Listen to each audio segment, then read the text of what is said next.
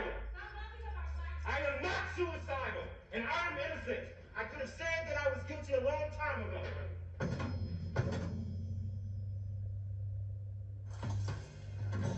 Jussie Smollett.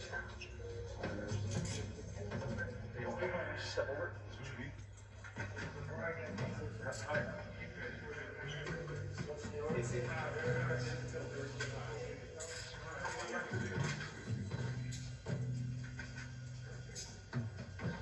Take a small step this way. Perfect.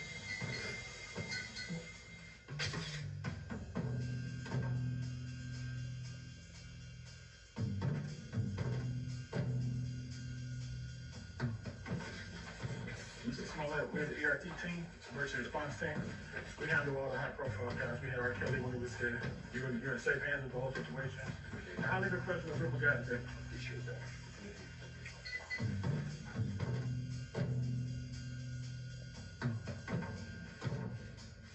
And then here's, looks like extra large pants. And also an extra large shirt.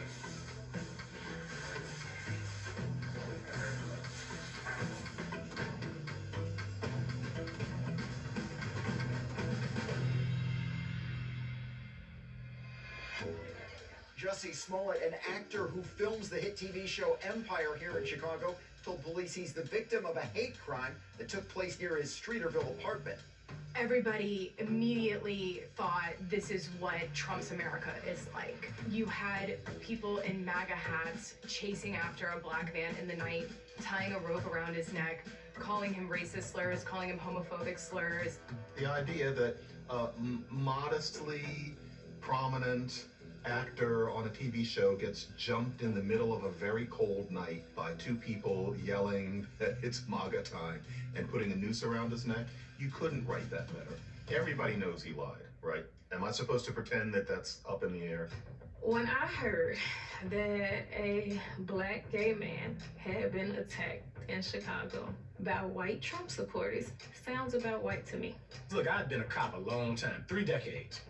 Most folks aren't going out at 2 in the morning to go to a Subway sandwich shop on the coldest night of the year. Where I come from, we don't trust police, right? I'm like, I know it's true, because I don't believe anything police have to say at all, ever. This went from a hate crime to not just a hate crime investigation. You know, use a word you'll probably have to bleep out, called a shitstorm. It's raining shit. The shitstorm is about to happen. I've been truthful and consistent on every single level since day one. I never saw a case become so politicized before from the get-go. I've never seen so many people hitch their wagon to a story to advance their agenda. That case in Chicago is a disgrace to our nation. It was just shocking to me how this thing became this combustible engine that just went pow. The attack on Smollett was potentially orchestrated by the actor himself and involved 2 other men. I knew there was going to be a media frenzy. We need to catch the guys that perpetrated this crime.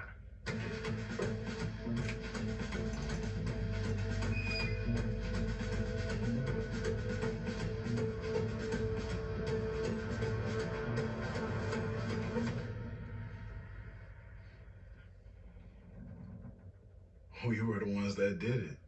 Yeah, it was us. Chicago,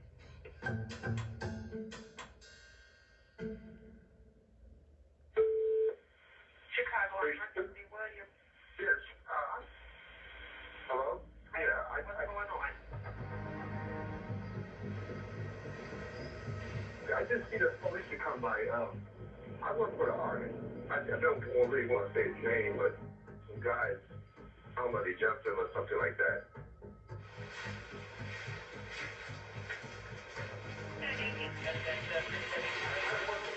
So he is like a star. He works on the show Empire. So I think he doesn't want that to be a big deal. You understand what I'm saying? Okay. And the thing about this makes me stomach reason. It makes me emotional. This thing for the makeshift roof. What do you call the thing? A noose around his fucking neck. Sorry, you know. Do you guys live together? Or No, I'm just his creative director. Okay. Okay. Do you want to take it off or anything? Yeah, I do. I just want to see. There's some bleach on me. Bleach on me. Okay, so can you turn it off? Yeah, you're giving us permission to shut it off?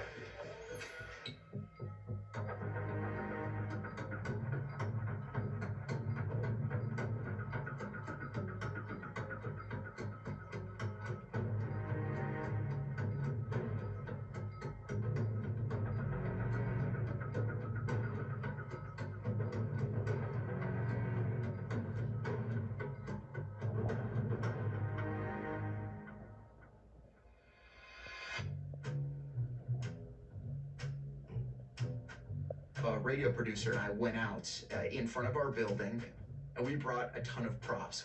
Here's our banana. Here is our bottle of water. It's frozen. Oh my gosh. Oh, look at that. I think when we shot that video, it was 22, 23 degrees below zero, and that was the surface temperature. That wasn't the wind chill. If you've never experienced a polar vortex, it's not something you want to be outside in for very long. It shakes you at your bones, no matter how much clothing you're wearing. Your eyelashes freeze, you can feel your nose hairs, your teeth start to chatter. A second day with record-breaking temperatures plunging into the double digits below zero. The center of the nation locked in a deep freeze. Leaders are stressing the bitter cold still needs to be treated as lethal. If you don't need to be outside at this time, don't go outside. I was at City Hall along with countless other reporters from every news outlet, and the city was going to announce how it planned to deal with another night of record-setting temperatures. And as we're all sitting around, a reporter from WGN says, "Hey guys, you see this Jussie Smollett story?" The guy from Empire says he was attacked by two white supremacists wearing MAGA hats in Streeterville, carrying rope and bleach at 2:30 in the morning last night. And the scene would be the modern-day equivalent of that scene in Airplane when all the reporters rush to the phone booth. All of us whip out our phones, and we all start reading the story. And we all kind of look at each other, and we're like, there's no way that happened. But nobody was going to say anything. This is a racial issue. We're not going to say anything. That's fine.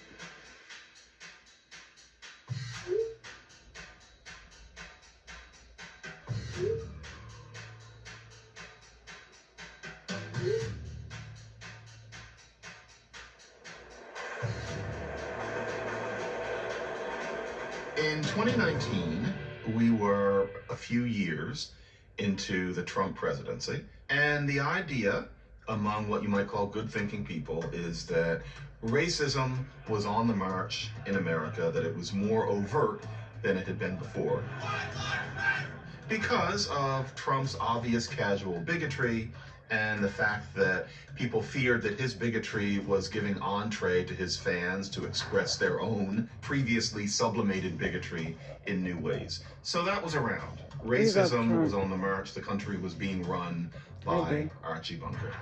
And you think about Chicago, and Chicago certainly has a certain history about race. Chicago politics is all about race.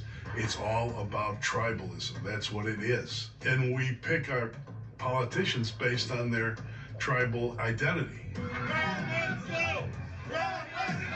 Rahm Emanuel was mayor then, and he covered up the Laquan McDonald shooting. Kid was shot 16 times by the police, and there was a video. Mr. Emanuel kept it under wraps so he could get elected. This current state's attorney's executive leadership has been an unequivocal failure. Kim Foxx seized upon all this and rode to victory. This night belongs to Kim Foxx, who becomes the first African-American Cook County state's attorney. How would I frame life in Chicago in 2019? Where were we? Even though Trump was president, right? I don't think the Chicagoans are happy about that. This was the scene tonight at the University of Illinois at Chicago Pavilion. It was supposed to have been a rally for Donald Trump. During the election, he wasn't able to give his stump speech at the UIC Pavilion. Protesters had prevented it, and it was a continuation of Chicago protests because it was Chicago activists that brought the Laquan McDonald case to the forefront. And so activism was rolling in that winter.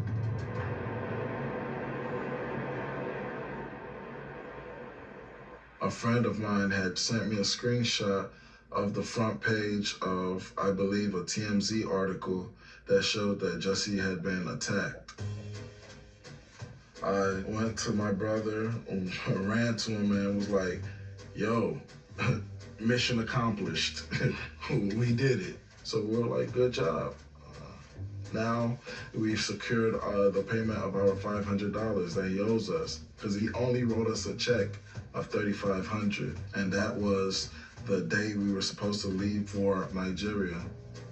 Our trip to Nigeria was planned months in advance to go audition for a show called Big Brother Naija, which is a big show in Nigeria. Things were on the up and up for us. Things were looking pretty good.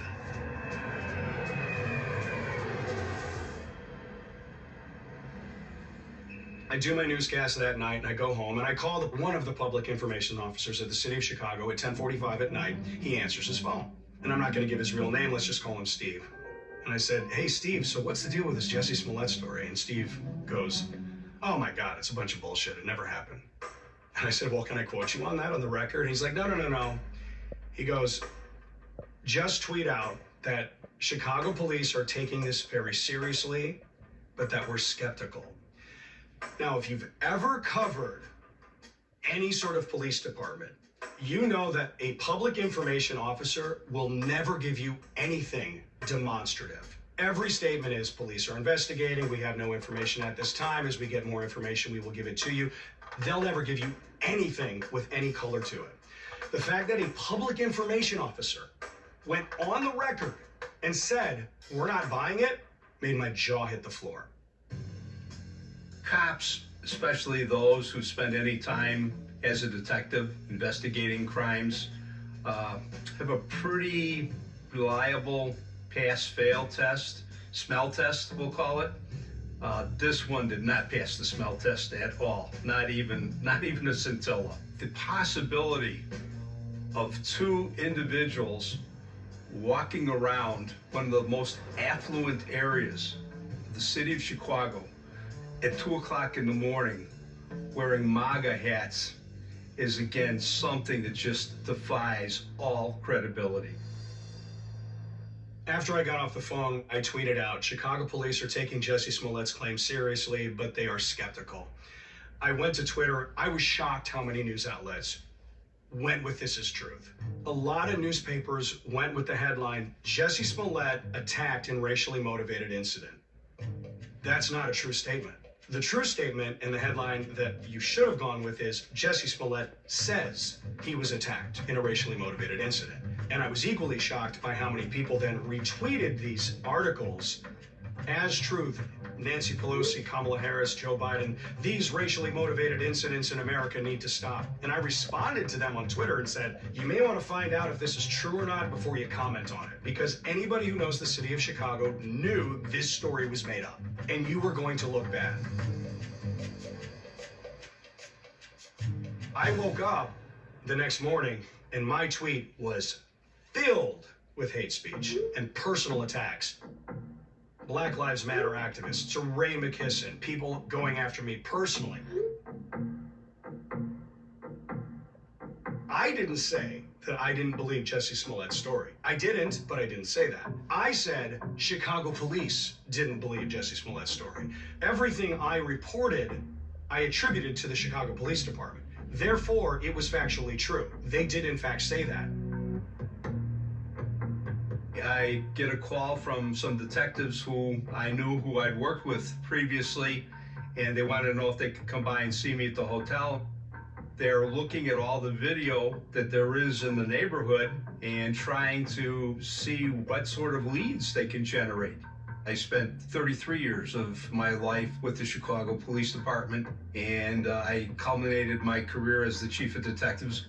After that, I was director of security at the Hyatt Hotel in Chicago. So they came by and said, you know, do you have any cameras on the outside? And sure enough, there it was. There's one cab at a cab stand. He's sitting on the east side of the street, and we see two men come along, and they jump into this cab. Cab drives off. Fortunately, there was a good angle. The video clearly displayed the cab's registration number, and the rest is history. When they brought that footage back in and pieced it together, and then I went down there and saw it, I'm like, uh-oh, something ain't right with this here. When you've been a cop for so long, you get certain instincts about certain things. So I remember the detective that put that footage together, we all both thinking, that don't look like two white guys walking down the street. Sometimes they just have different gaits, and that's what we saw on this video. They were walking like black guys from the neighborhood. They really were. And you know, you have to spend a lot of time getting instinct for that kind of thing. I remember telling the chief of detectives, those are two black guys. Those are two black guys. You know, Eddie Johnson said he could tell in the footage that you guys were black, right? Really? I feel like he's just saying that. Hindsight is 20/20. Yeah, Cap. come on. I called Cap on that. I called Cap on that. We was in character the whole time. So you think you guys are believers in white supremacists? 100%. Look at Okay, first of all, Images released from Chicago police don't show much detail, but they're the latest in the alleged hate crime against Empire star Jussie Smollett. So the first photo that we put out, we actually had a better photo. So now, in full disclosure, I can say this. The reason why we wouldn't let them put it out was because it did have a red MAGA hat, red baseball cap. I can't remember if it said MAGA or not. But I didn't want people to focus on that because it would cause more angst. So now that next day when everybody finds out about it, do you think we would have had some issues in the city? Yeah, we would have, because black people, minority folks, and the gay community would have been outraged. And you know, sometimes once that toothpaste gets out the tube, you can't put it back in there. They were worried that if this was a racial attack, white people attacking Jussie Smollett, there could be social and political repercussions and violence. People were literally and seriously concerned about that at the time. In a town where we had the 1919 race riots, where a child was beaten to death and killed on the beach at 31st Street because he was black.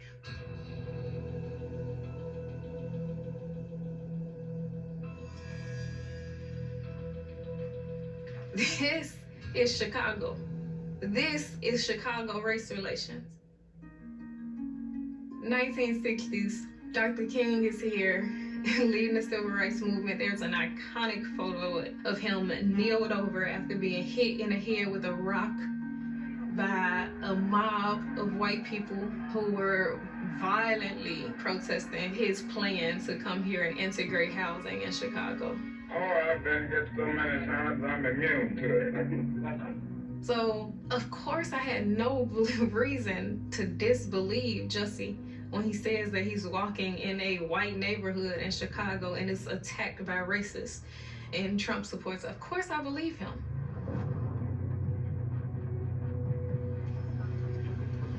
We all know why we're out here.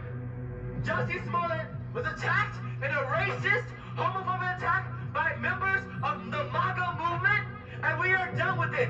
We want to make it clear. We know, but we want everybody to know that this is a racist, brutal, anti-black, homophobic attack of hate violence. Those MAGA hats and people who say, make America great, embody what terrorism is in current day America. But I'm a terrorist. I got the call from one of the PIOs saying, you're not going to believe this. I just watched the surveillance video. I saw Smollett carrying a Subway sandwich after the supposed attack. He still had the rope around his neck. And I'm like, really? He was still carrying a sandwich? That must have been one fucking great sandwich. And I'm like, can I tweet that? And he's like, yeah, go ahead. I said, can I use your name? He's like, no, just say anonymous source. There were 3 TV journalists that the Chicago Police Department relied on to get the information out there. It was me, Charlie DeMar at CBS 2, and Rob Algus at ABC 7. I was a little shocked how much information CPD was leaking out about this case. They've never done that with any other case that I've ever covered with them.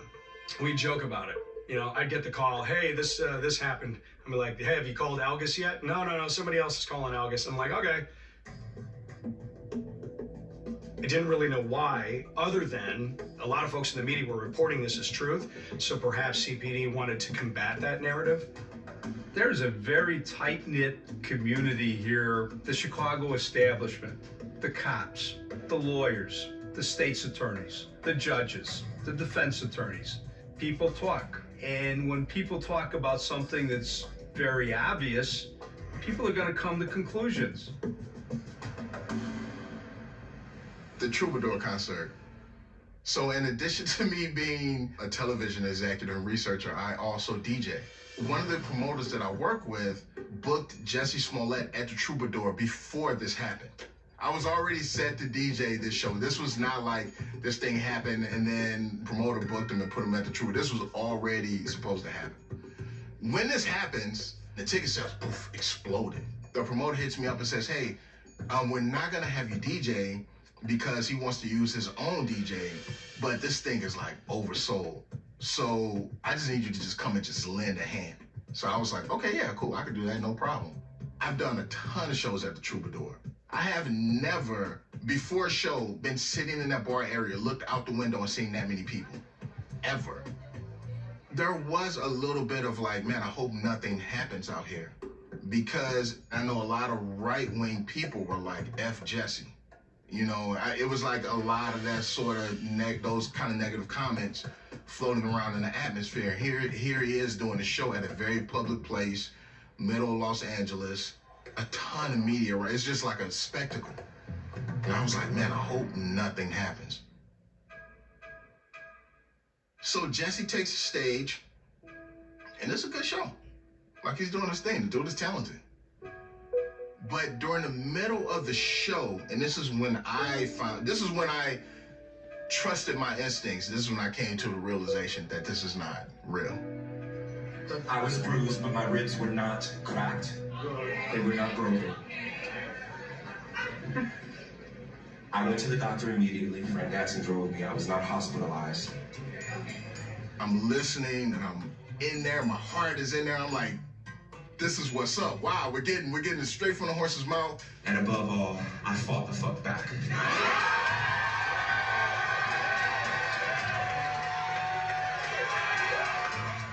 He then says, I'm the gates of Park. And the crowd just goes crazy. They wanted to believe it. But in my mind, when he says that, it was a letdown. I knew it was false. I knew it was completely false. I knew that that didn't happen the minute he said that. And the reason why I knew that is because anyone who's been through that kind of trauma and that sort of situation would never describe it in those terms. I've been robbed. I know people who have robbed people. I have never, ever, ever heard them describe that experience in any way close to that. Never, never in my life. And that's when I knew. I said, if that really happened to you, you would never describe it in that way, ever, ever. There's no sort of heroics about that. There's no puffing your chest up about that sort of thing.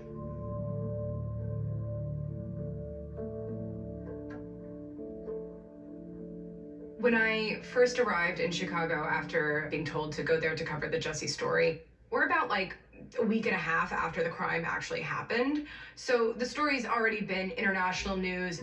So I was like, let me just go check out the scene of the crime. Chicago's a notoriously clean city. In New York City, there's trash all the time, everywhere. So that's not really saying much if you see trash on the ground, you know, X amount of days after an event happened. But in Chicago, it is saying something. I'm looking around, and then I notice a hot sauce bottle. It was an unusual piece of trash, and as a New Yorker, I know trash very well. So I pick it up, and I kind of smell it, and it had this like kind of soapy smell. And I was like, this is all just like super weird. At the time that I found this piece of evidence, all we knew is that Jussie had a chemical agent poured on him, and that the vessel that the agent came from had never been recovered. That's all we knew at that point. They had his clothes, but they never found the bottle where the bleach was poured on him. At the time, you know, there's a manhunt all over the city. The Chicago Police Department has deployed all of their resources. They have thrown everything in the kitchen sink at this story because it's making international waves. So then I had the fun task of calling up the Chicago Police Department's Detective Bureau and saying, hi, I'm a journalist here covering the scene, and I think I found something that's a little bit strange and you guys might want to come take a look at it. And the sergeant comes and they end up putting some little crime scene tape and putting a little marker on it, taking some pictures, like doing the whole CSI thing with the hot sauce bottle, which was really funny. My newsroom was a little bit concerned that there might be more to this story. So I went door to door on Jussie's neighbors, spoke to people coming in and out, and people doubted it. You know, that's like, nobody was really saying that publicly, but behind closed doors, everyone was wondering, how the hell does something like this happen in Chicago? At this point, they still don't have a person of interest. And while Chicago is practically bathed in surveillance cameras, Jussie had picked the one spot in town to get attacked that didn't have a camera on it. At the time, I couldn't tell if it was people who were just very proud of their city and who would be like, no way something like this could happen in my city, like a very proud Chicagoan, which is like very Chicago. It started to occur to me that there might be something more to this. I mean, people who live in this neighborhood know who frequent these neighborhoods, and they didn't think it was possible. And then at the same time, I'm working the Chicago Police Department as well for any updates in the case. I'm pumping them. You know, I demand an interview. I was like, we're the New York Post. I'm like, we're a national newspaper. We circulate right here in Chicago. So talk to me about this case. And I started to kind of get that hint that not everything was adding up with them. And you start to get the vibe that he's not really helping this investigation. And then, of course, the question is, why wouldn't you be helping the investigation? You've been the victim of a horrifying crime.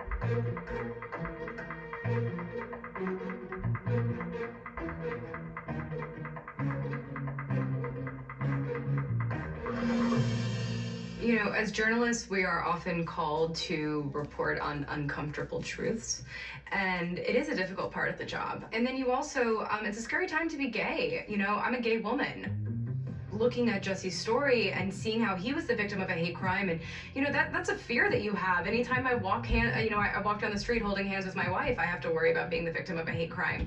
And to see that he was a victim of this supposed crime, and then to start to see that there's some doubt about it, it's uncomfortable. Am I saying that a Black and gay man lied about being the victim of a hate crime? Because that is a really, really serious thing to say.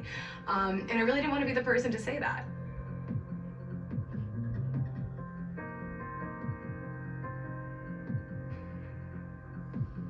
But once I had the evidence that I did, the public had a right to know what was going on with this case. Initially, the groundswell was pro-Smollett. There was a rallying cry. People wanted it to be true. Everybody was nervous about going against that story initially on. There's nothing more biddable or malleable than a white liberal journalist who's dealing with racial issues. They are terrified of anyone possibly calling them a racist. And so they'll create a hero out of a bug like Jussie Smollett. As the leaks came out from Chicago PD, that's when the public opinion changed. And PD knew that. It was very smart of them to do that. Those leaks helped us, let's be real. They served our agenda, but our agenda was, we work in media. We want more viewers. We want more readers. The more people that watch us, the more job security we have. When did you know for sure this was? I think maybe by that third day is when the detectives had the evidence and linked it to the Osendale brothers. The detectives did an awesome job of collecting that video and tracking it back. By that time, we knew it was a hoax because we know the Osendero brothers are the ones that perpetrated it. So we had it dead to rights. You know, we just needed them to tell us what actually happened. They're out of the country, so I didn't want anybody knowing about that. We also knew when they were coming back, which wasn't that big of a time frame. But my fear was this, because we knew they were out of the country, I didn't want them getting wind of it and not come back to Chicago. So you guys were on a plane back from Nigeria, headed into here. What are you expecting? Flying back from Nigeria, we were expecting our other $500 check. We need our cheese. We need the rest of our money. I felt like I was just gonna get back to business. Head back, start doing auditions, continue working out, and living my great life. I had a whole different feeling. I felt like the police was waiting for me. That's what I felt like. They're releasing all these little bits of evidence, but they knew it was us. I was like, they're just waiting for us to come back.